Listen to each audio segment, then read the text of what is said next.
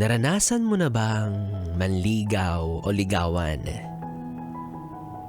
Ikaw ate, alam ko naman na every time na may nanliligaw sa'yo, pakiramdam mo ang haba-haba ng buhok mo.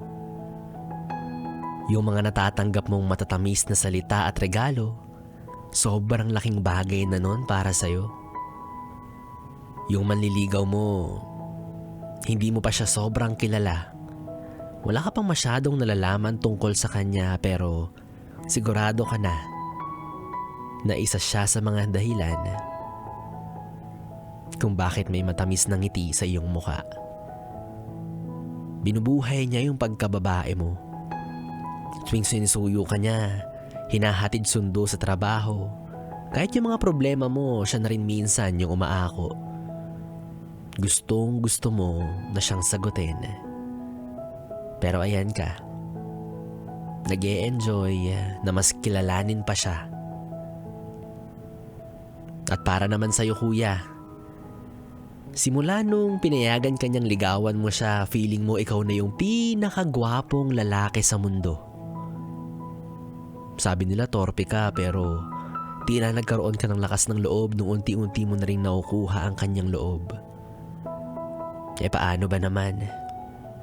Lahat ng salita at galaw mo nakakapanlumo sa kilig. Kaya hindi talaga malabo na siya iyong mapaibig.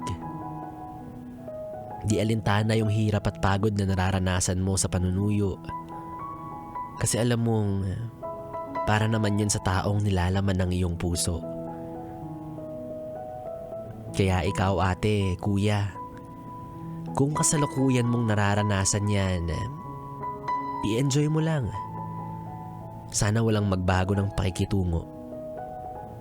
Sana kung ano yung magagandang ginawa mo nung una, ganun pa rin hanggang sa dulo. Huwag niyong madaliin yung proseso. Kasi sabi nga nila, sa hinaba-haba ng prosesyon, sa simbahan din ang tuloy. Di ka sure, yung iba tinamad nag-shortcut.